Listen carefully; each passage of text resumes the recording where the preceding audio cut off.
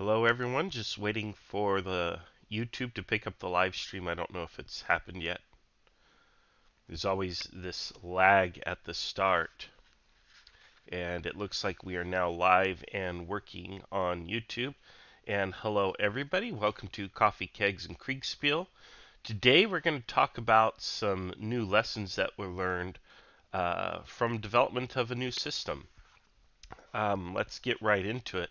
We ran a battle yesterday for our Saturday battle using a new system that I'm calling the Brittle System, and admittedly, that's not a particularly fun name, or maybe it is, I don't know, but I don't like the name, but that's sort of my work in progress or uh, test name of it, if you will, whatever. It's a system that plays a lot closer to original Kriegsspiel. You'll notice the blocks are smaller size. They're each half battalions, representing a formation of 450 troops. You'll notice that the skirmisher blocks have returned. I've brought those into the game so that we can start using skirmishers in our engagements. We then have cavalry and artillery. These are still generic. I want to change the cavalry blocks, make them square so that they're consistent with the original Kriegsspiel blocks.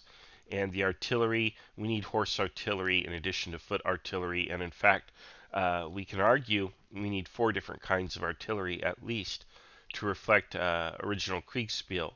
Nonetheless, this is enough to kind of start with. You can see we put memes in here. We have memes because it's just fun. All right, but the interesting thing that you'll see are the dice. So what's happened here is I've had all kinds of issues with the brigade system and how we've been playing games so far. The problem is that we're playing games and the units still don't behave historically. The players don't behave historically. You'll get a guy, he'll get a formation of troops, and I'll just throw them out here, and he'll put them in one big line, and then there'll be another guy, and he'll put his troops out in a big line, and it's just line versus line, and it's not particularly historic. You know, yes, they had these big engagements like this, but you didn't just have one line versus one line. You would have a second line and a third line. You would have a reserve. You would have flanking forces. You would have artillery supporting the infantry. The artillery wouldn't be on some hill somewhere being ordered to do counter battery fire every turn, which is what the players are doing right now. They have this tremendous affection for counter battery fire. They are not keeping reserves. They are not using multiple lines, and they're going all in every hand. If you've ever played poker, it's really annoying to play with a player who goes all in every hand. Of course, eventually they lose because eventually they pull that and you actually have something nice in your hole cards and you beat them. But it's annoying to play that way. And our games keep ending up like this. They keep playing out like this. So, frustrated with this, I decided let's change the system. We have to get back to the way Kriegsspiel was originally played. And one of the things that I did was I created new dice. Now, in original Kriegsspiel, dice are situational. You throw a certain die based on a certain situation. You know, here's a unit that's on a hill versus a unit that's on lower elevation. You roll this particular die, and then the range is indicated by the columns on the dice. There's like 4 or 5 numbers on the die in a vertical column, and that corresponds to the range at which the engagement is taking place. I have departed from that, and I'm now using situation specific and unit specific dice. So, for example, this die here is what I call the even or the even money die. Being an American familiar with Vegas, you can't help it. But this here is an even die. The odds are 50-50 for what's going to happen, and it's for infantry combat. Then, if one side has an advantage over the other, a material advantage, meaning one side is more powerful than the other, then they roll what I call the advantage die. If the 2 units close into melee, they roll the melee die. Okay? And the results are printed right on the die, as well as the rule for the die. So if I change this here to rotation value 1, you see right here, melee die at 200 paces or less. Rule for all results, both take a hit. If the attacker or the advantage unit is greater than the disadvantage unit by 2, apply a +2 DRM to the die. And that's why it has these numbers on it, so you can easily apply a DRM of ±2 or whatever the roll. So if I were to roll this and apply a DRM of +2, well, here we have a 7, and the maximum DRM is applied, which takes you to 8. And there you go. That's a melee result. Okay, so these are your infantry die. Then I have artillery die. I created a die specifically for counter battery fire because people love counter battery fire. But what you will notice on the die is that there's a lot of misses. In fact, there's only 3 hit results, 6, 7, and 8, in which you have a hit and a rout of the battery. Otherwise, most of the time you're going to throw this die and you're not going to get a result. And I think that's relatively historic. You don't want players doing counter battery fire so much. The guns are there to support the infantry. Now, of course, what you want to do here is you want to fire on the unsupported or unopposed artillery die, in which case the artillery rolls against infantry. And that, of course, causes a lot of bad results for the infantry. Nothing happens to the artillery because it's not being actively opposed. If you have a situation where the artillery is being used historically, the artillery is aiding the infantry, it's supporting the infantry, then we have these dice where, well, what it is we have a DRM. It's a +1 for every battery supporting the infantry attack. So if you have your infantry going in and you have, let's say, 2 batteries supporting, and you've rolled this die, now the rotation value goes to 5, and now the defender falls back because you have artillery support. Whereas without that artillery support, if it's just an infantry fight, both sides are going to pull back from the battle. So that's kind of one of the ways in which the system works. And then, of course, I have the dice for cavalry. I have cav versus cav, and I have cav versus artillery and infantry. So this is versus artillery and infantry. This is versus cavalry, and again, the rules are here. And if they're going up against a square, it's a -3 DRM, and so on and so on. So the way it works is the formations have point values. The units have point values. And I let players see these and play with these yesterday. In fact, I let the players build their own formations. They were able to draw a token, or actually we drew tokens on their behalf as umpires. We drew token with point values, and that gives them the number of points they can spend to build their formations. That turned out to be wildly popular. Like, the players really loved that.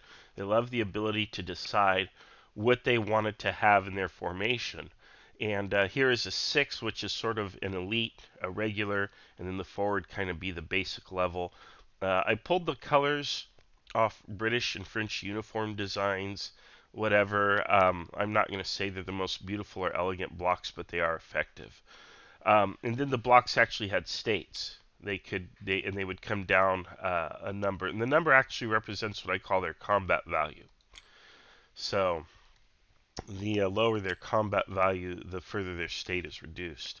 But that combat value is totaled between the 2 lines. So in this case, let's take 2 lines of units, and they're going to be in opposition. Now, these are all half battalions, so really what you would do is you'd probably have a row of black or a row of gold fighting each other, but whatever. We're not going to mess with that here. For the sake of time, we'll just throw them out here.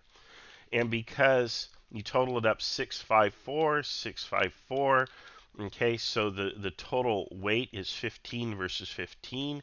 That means you throw the even die. And then the cool thing about this is when you throw this die, you get an instant result for the whole formation. So A wins, D falls back. A is your advantage side. It's the side that has the most points. D is your disadvantage side, the side with the fewer points. Now, if you don't have a difference between the two, you simply declare one side. And traditionally, you might say the side that's still maneuvering to contact is the A side, and the D side is the one that's stationary. But whatever it is, you pick a side, and you can use any rule or whatever to do it. If everything is equal, you can say it's always going to be red. Or you can say this time it's blue, this time it's red. It just doesn't matter because the odds are the same. But the idea is you get a result. So let's say blue is the attacker here. Well, now D is going to fall back, and fall back means 200 paces to the rear. And that's it. They don't take any penalties. And of course, here I have them retreating into a town. Let's put them on open ground. Okay. They just fall back. They get pushed. And now the battle could continue for another round if blue decides to continue the advance. Okay, so now we roll another die on the next turn, which is 5 minutes later. Again, this time, blue falls back.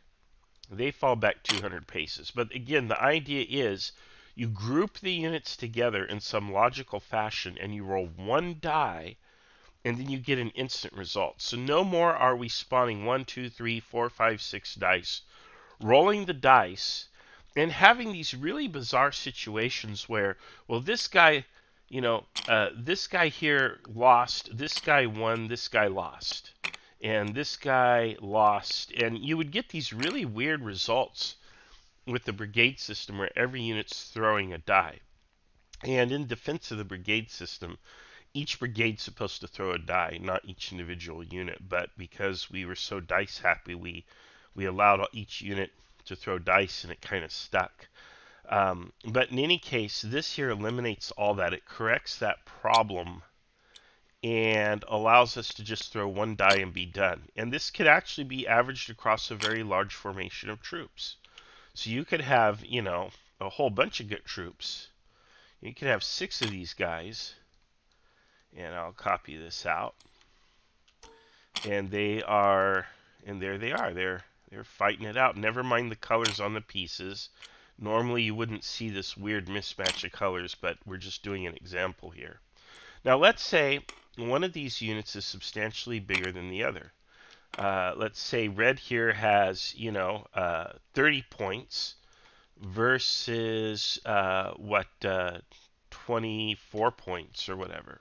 Okay, so because red has more than 2 points difference than blue, red becomes the advantaged force, and they get to roll the advantage die. Okay, we roll it. It's a 3. Both fall back. Both formations, for whatever reason, said, hey, we don't want any more of this. We're falling back. And you get a result. Let's say, for example, they're fighting each other, and one of these formations has artillery support. Okay, so let's give the French here a battery, and there's a French battery. Actually, that's a cavalry unit, isn't it? All right, let's pull up a battery, and here's a French battery, and he's firing on support. And well, now there's going to be a DRM applied to this for the battery. So now you have all these units here. The red is still advantaged by 1 point. You have 29 points here, 30 points here. So red is still the advantaged force. And they would roll the even money die in that case. But there's going to be a DRM modifier, a DR modifier, dice roll modifier in favor of blue because they have artillery support. So we roll the die. And the number 7, its face 7 comes up, where these guys win and the defender retreats. But because they have the battery, we're going to rotate it 1 in favor of them. And now it's the defender only falls back. So instead of retreating 400 paces, they only fall back 200 paces. And they don't take a disruption hit. At least I don't think they do. Fall back does not take disruption. Retreat takes disruption, and rout takes disruption and a loss. In fact, a rout takes disruption to the breaking level, so you take more than 1 step of disruption.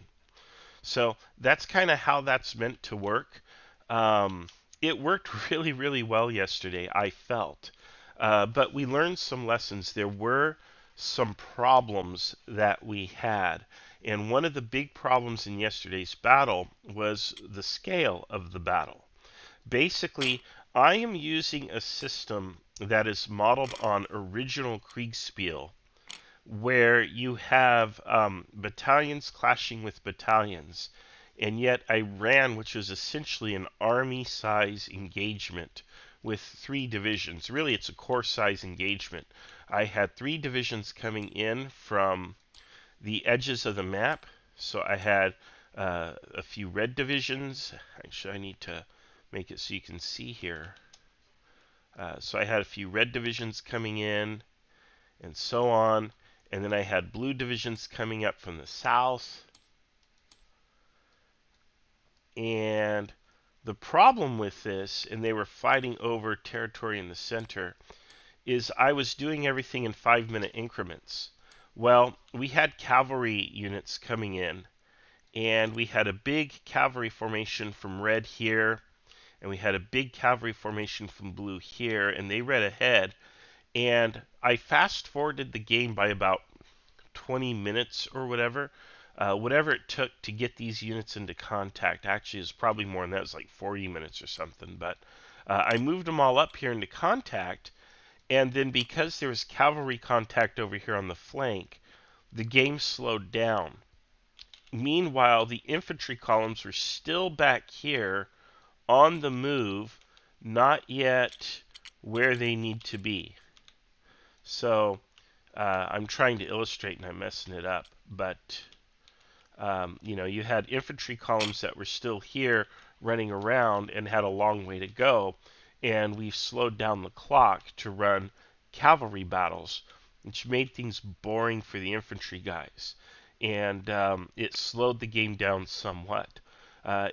In my defense, we did have a guy who didn't have voice chat capability. He had to type all his orders.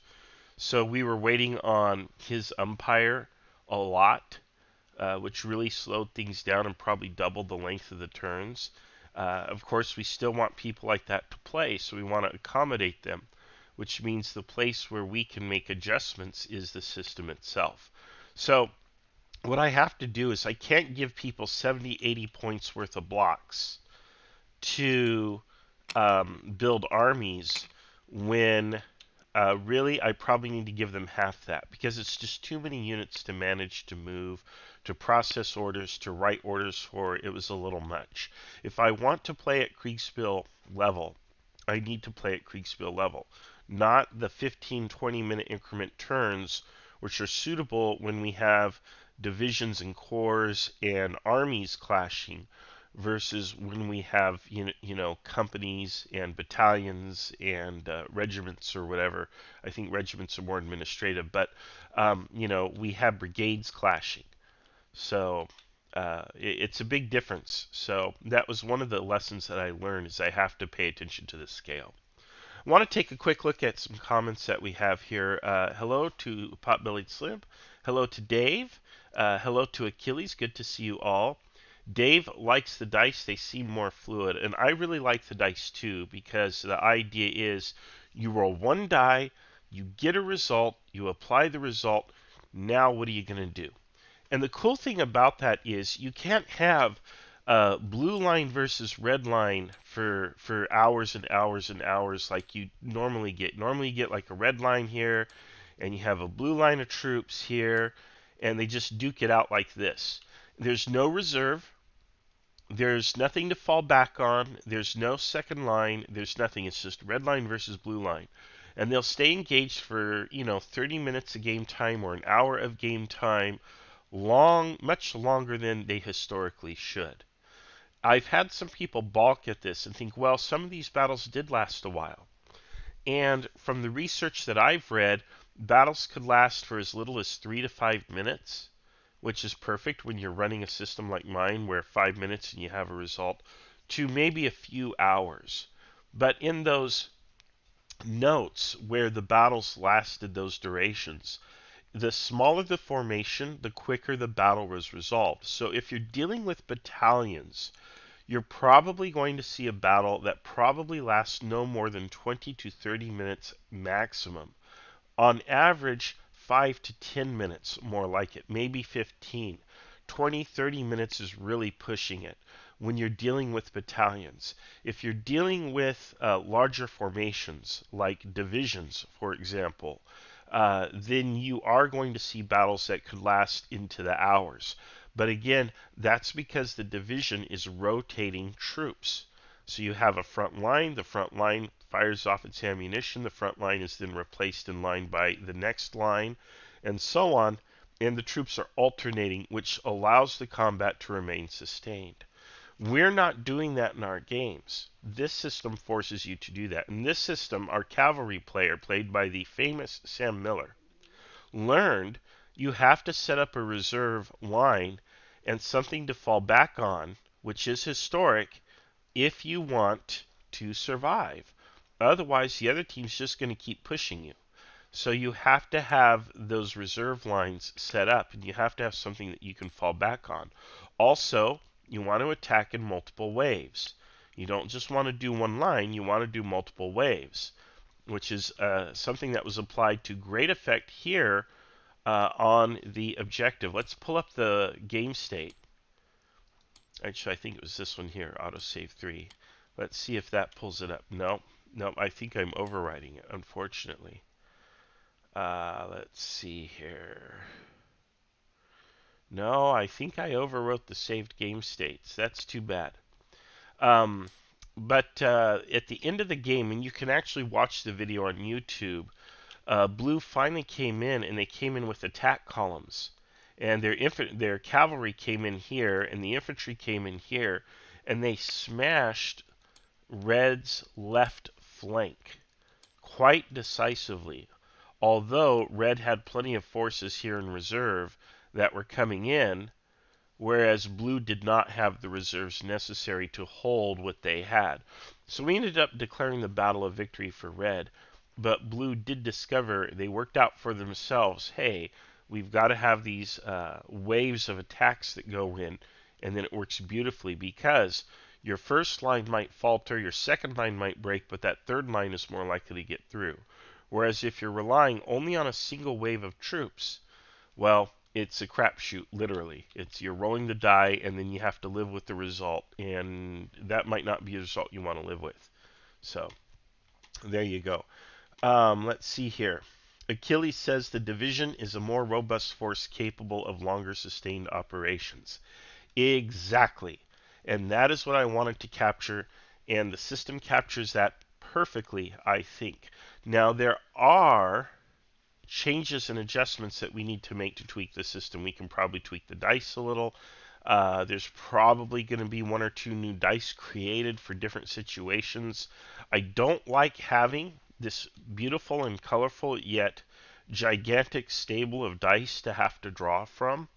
I would like to simplify that, but it's an evolutionary process. So right now, we are going to go ahead and diversify so that we have all these situations covered. Then once we kind of have that worked out, then we'll figure out, can we combine or consolidate some of these dice?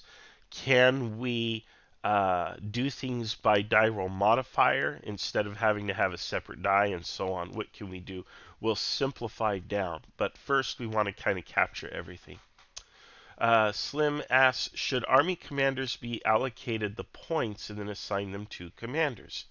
Yes, it's another way to do it, and I thought about doing that as well. I like the idea because then the army commander has a briefing and they kind of have some sense or some idea of how they want to compose their force. For right now, though, because I'm testing the system, I'm probably going to want to micromanage to a greater degree than normal the composition of the forces. For example, I'm thinking I'm probably going to limit cavalry availability for now. I do want to create different types of cavalry units, not just have generic blocks. I want cuirassiers, I want hussars, I want lancers in there, and I want to model all of that. But right now, I'm not ready to get to that step. Right now, I really do want to get the infantry dialed in. In particular, the assault columns is something that I'm trying to work out. And then once I think we have the the infantry working out, then I think we can move on to the cavalry and get the cavalry where they need to be. This system is hopefully going to be the basis of a published game that you'll actually be able to buy in hard copy. But right now, everything has to be worked out. Unfortunately, I don't think we'll be able to produce all these beautiful dice in the different colors, although I'd like to try, or at least see what it would cost or sell it as an upgrade feature or something. Make that available to people who want it. But in the short term, it's going to be a D8 with a table. And it's going to be a pretty big table, I'm afraid. But that's not unheard of in wargaming. If you're a wargamer, you've seen massive combat result tables. I don't think you'll be daunted by what you'll get here. And again, I do plan to kind of simplify things, but I also want to keep a certain level of detail. I don't want to dumb it down to where you're basically playing Risk. Because if you want to play Risk, you'll play Risk. That's not what we want here. We want to play Kriegsspiel, and there is a certain level of complexity that you're going to have to accept in order to play Kriegsspiel. But it will be rewarding. However, at the same time, I don't want to bury people in so much minutia, because that's the problem with the 1824 rules and the 1867 rule set, is you get buried in these rule sets and you can't come up for air, and you end up shelving the game and never playing it again, which we don't want. So, yes, gamers have a habit of not having reserves. And the reason why, Achilles, is you're only playing one time. There's no stakes. There's no stakes. Like, you almost have to put money on these games and tie the money to, the outcome of the battle. Number one, did you win? And number two, how many men did you not kill of your own? And maybe then people will play a little differently. The Kriegsspiel Gambling League, it'll be big in Vegas, I suppose. But, you have to do something like that to get the commanders to care and to manage their forces with a certain degree of judgment that they don't normally exercise. Gamers don't normally exercise that. They throw everything in, and they're not thinking that, this battle is actually part of a much broader war or operation, and force preservation needs to be on your mind. Like, there will be cases, and they happen all the time, where you will actually give up the ground or the objective to the enemy because it's not worth your entire command. But we don't see that when we wargame. When we wargame, it's like, well, I'm told to capture the town of Niederprim here. I'm going to throw every last person in there. I'm even going to throw the teamster and the cook in there with the musket. And the last guy standing wins the battle, wins the game, gets bragging rights, and gets to go, cheer to the wife, hey, look what I did. That's not how it should be. And this system is hopefully part of a larger gaming system that will get people to do that. And what I mean by that is we have to set up campaigns and get people to play with a campaign mindset that my losses also carry over from battle to battle and so on. So there's a lot of work to be done, but we'll be doing it over the next several months. This is an active development. I do have a publisher who is very excited to produce and publish this game. In fact, he is more excited about it than I am. But the system does need some work, and I'll be putting that in over the next several months. So thank you, Achilles. I appreciate the compliment there. Yes, it has great potential. And yeah, different people have different systems, and that's what's really cool.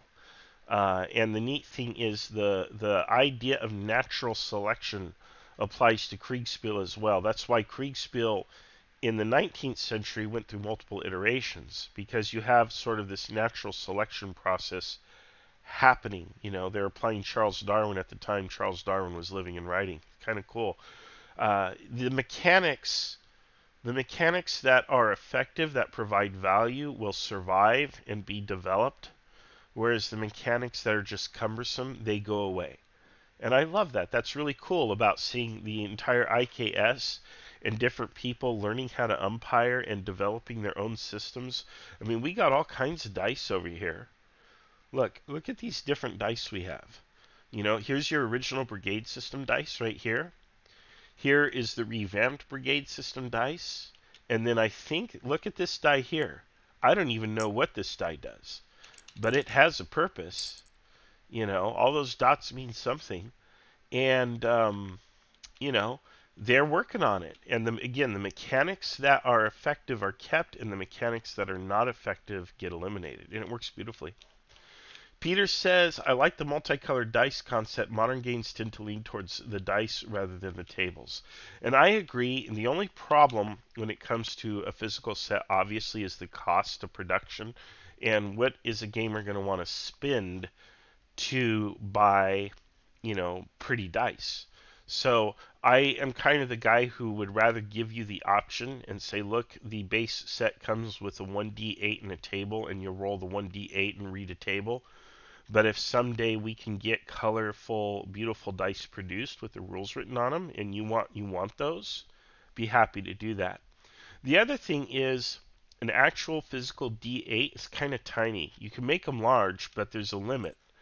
And would you be able to read the text on that? See, in Tabletop Simulator, you can zoom in, and you can even expand the die. I can make this thing monstrously huge, like this. And that's just ridiculous. But you can read it. Look, it just goes on, But that's ridiculous, right? You know. So we'll just nuke it. There we are. But the I would like to create at least the colored die. I can put the rules in something else and just put the result on the die face. You'll also notice that the die faces have numbers on them, and that makes it easier to apply DRMs. And also sometimes, and we had this happen yesterday during the game, you'll have a case where you want to just determine an outcome 50-50. So you'll say, okay, on odd or even, the result is applied. Okay, here's an even result. And so that's why I put the numbers on there, so the dice can do that double duty and actually count as an odd or even mechanism or a probability mechanism, regardless of what is printed on the die face. So that's why we have it that way. So there we go. Well, everybody, it's time to wrap up. I want to thank you all for being here and being introduced to what I'm calling the Brittle System, and learning that there are certain lessons, like I have to pay attention to the scale, and I probably have to give guys fewer blocks to push around. I know the players like, can we have 10 or 15-minute turns back? And my answer to that's actually going to be a no, because I think the 5-minute turn, moving closer to original Kriegsspiel, is the way to go. But then it's incumbent upon me to tweak the scale to match the 5-minute turns. So I have to do my own homework there, but won't be hard to do. And there we have it. I think it'll be a great system. This module is publicly available on Tabletop Simulator. It's called Brittle System, Kriegsspiel or Brittle System. I can't remember. You might have to find me on Steam, Tabletop Simulator Workshop. I don't know. If you are in our group, you can find it on our Discord. It's in our general chat for right now. You might have to scroll back through the general, or you can private message me and I can find you a link for it. In fact, since we're here, why don't I pull it up right now and put the link into the YouTube comments? Why don't I just do that, right? Why am I making it so hard on you? Sending you on a wild goose chase. Let's just do this. Oh, I unsubscribed. No, we want to share it. Share, and I'm going to get the link, and I'll put the link in here. So if you have Tabletop Simulator, you can pull this down right away, and you can enjoy it. There you go. Okay. All right, and just a reminder, we do have a Patreon. I could use some more subscribers on there, I tell you. It supports the IKS and the production of the podcast. It gets me up every Sunday morning at 9 a.m. And also, I do want you to see Kriegsspiel.org, which is our website. Oh, I have the caps lock on, sorry. And then one last thing, check out the Wikipedia. We're on Wikipedia. So under Kriegsspiel, look up Kriegsspiel, scroll down. You'll see the IKS on there. So there you have it. All right, everyone. Well, thank you so much. And we will, next Saturday happens to be Christmas. I don't know if we're celebrating Christmas or not, but hopefully there is a game. So, and got to keep the priorities straight, right? All right. We'll see you all on the next